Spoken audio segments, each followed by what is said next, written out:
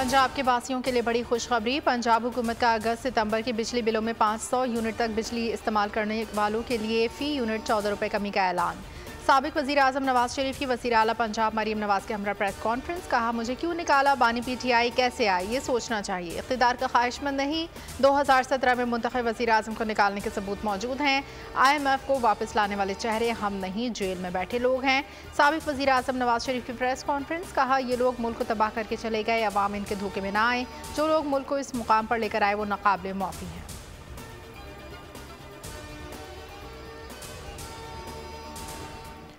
और army chief general Syed Asim Munir की जानिब से गोल्ड मेडलिस्ट अरशद नदीम के एजाज़ में GHQ रावलपिंडी में खुसूसी तकरीब आर्मी ऑडिटोरियम GHQ में हुई। 1984 ओलंपिक्स के खिलाड़ियों की शिरकत। जहांगीर खान, असलाहुद्दीन, शहबाज सीनियर, सुहेल अब्बास, मोहम्मद आसिफ, असामुल हक भी शरीक। Army chief general Syed Asim Munir ने तकरीब की मेज़बानी की। आर्मी चीफ की गोल्ड मेडल जीतने पर अरशद नदीम को मुबारकबाद।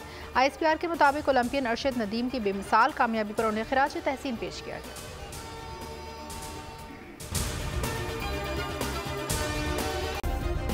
सब्सक्राइब करें और बेल दबाएं ताकि कोई खबर रह न जाए।